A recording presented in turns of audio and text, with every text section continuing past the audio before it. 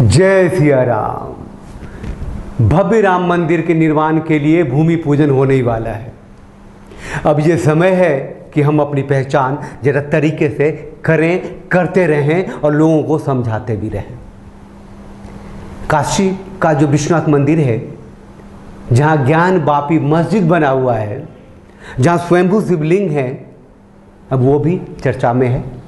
High court में चल रहा है मुकदमा। हिंदू पक्षकार और मुस्लिम पक्षकार दोनों वहाँ लड़ रहे हैं। होगा, विश्वास की जीत होगी, आस्था की जीत होगी। और ऐसा ही मथुरा कृष्ण जन्मभूमि स्थान का विवाद है, चिपका के बना दिया हुआ है ईदगाह।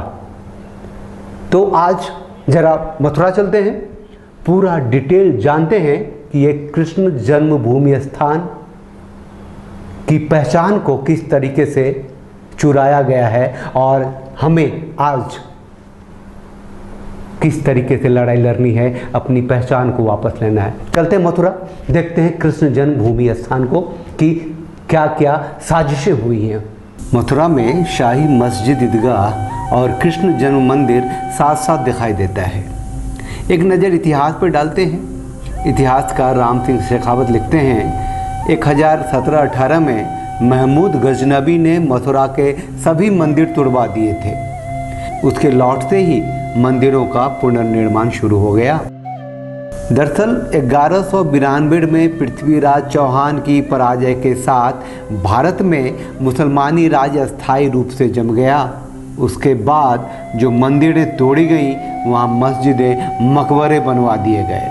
वर्तमान में जो कृष्ण जन्म मंदिर है, यह 3 बार तोड़ा गया और 4 बार बनाया गया। मथुरा के मलपुरा में जो बना हुआ है ये मंदिर, मान्यता है कि 5000 साल पहले द्वापर युग में मलपुरा क्षेत्र के कटरा के शबदेव में यहाँ राजा कंस का कारागार था, जहाँ भगवान कृष्ण ने जन्म लिया था।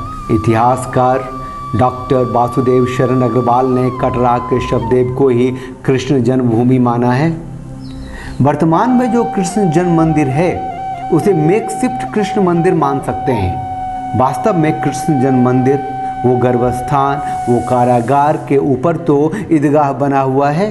हजारों सालों से प्रतिष्ठित कृष्ण जन्म स्थान को महमूद गजनबी से लेकर औरंगजेब जैसे आक्रांताओं ने तोड़ा और वहाँ ईदगाह बना दिया।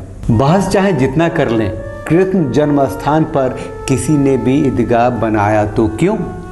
हिंदुओं के प्रति गहरी साजिश, नफरत, तलवार की ताकत के कारण ऐसा हुआ।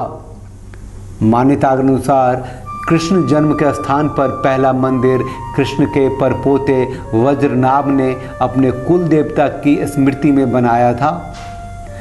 शिलालेखों में ब्राह्मी लिपि में लिखा सूत्र भी मिला है। इतिहासकारों का मानना है कि 400 ईस्वी में सम्राट विक्रमादित्य ने भव्य कृष्ण मंदिर का निर्माण कराया था। उस समय मथुरा कला संस्कृति का बड़ा केंद्र बन गया था। हिंदू धर्म के साथ साथ जैन और बौद्ध धर्म का भी विकास हो रहा था और उनके मंदिर भी बन रहे थे और आज भी बने हुए दिखाई देते हैं। फिर 1017-18 में महमूद गजनबी से लेकर 16वीं शताब्दी के लोदी और औरंगजेब का इतिहास है। जहांगीर के शासनकाल में ओरछा के राजा वीर सिंह बुंदेला ने इसी स्थान पर चौथी बार मंदिर बनाया, जिसे औरंगजेब ने तुड़वाया और उसके एक भाग में ईदगाह बना दी। अब वर्तमान में आते हैं। अंग्रेज़ों के शासनकाल में 1815 में नीलामी में बनारस के राजा पट्टिमल ने इस जगह को, जहां अभी कृष्ण मंदिर है, खरीद लिया था। 1940 में पंडित मदन मोहन मालवीय यहाँ आए और कृष्ण जन्म स्थान की दुर्दशा से बहुत दुखी हुए। 1943 में उद्योगपति जुगल किशोर बिरला ने कृष्ण जन्म स्थान की दुर्दशा को स्वयं देखा। मालवीय जी ने बिरला जी को कृष्ण जन्म स्थान के उद्धार के लिए पत्र लिखा था। उद्योगपति जुगल किशोर बिरला की कोशिश से 1944 में कृष्ण जन्म स्थान कटरा के शबदेव को राजा पट्टिमल के उत्तराधिकारियों से खरीद लिया गया। अब यह मंदिर का भव्य निर्माण होता। इससे पहले यहाँ के मुसलमानों ने 1945 में इलाहाबाद हाई कोर्ट में केस डाल दिया। 12 नवंबर 1946 को मदन मोहन मालवीय जी का देहांत हो गया। मामला अदालत में था। बिरला जी ने 21 फरवरी 1951 को श्री कृष्ण जन्मभूमि ट्रस्ट की स्थापना कर दी। 1953 में फैसला आया और ईदगाह से सटी जमीन पर भव्य भागवत भवन के पुनरुद्धार का काम शुरू हुआ, जो 1982 में पूरा हुआ। और आज जो हम देखते हैं ईदगाह से सटा हुआ कृष्ण जन्म मंदिर है, वो वर्तमान का बना हुआ है। लेकिन ये कृष्ण जन्म मंदिर, ये कृष्ण जन्म स्थान गर्भगृह के ऊपर नहीं है, वहाँ पे ईदगाह बना हुआ है। 1000 साल की गुलामी के बाद अपनी इस पहचान को हासिल करने के लिए और कितनी जद्दोजहद करनी पड़ेगी, ये हम सबको सोचना है और कोशिश करनी है।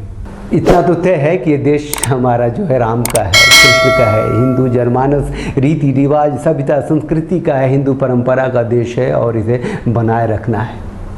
आप चैनल को लाइक कीजिए, सब्सक्राइब कीजिए और इसे ज़्यादा से ज़्यादा लोगों तक पहुंचाइए। हमने जय श्री राम से शुरू किया और विदा लेते हैं। जय हिंद।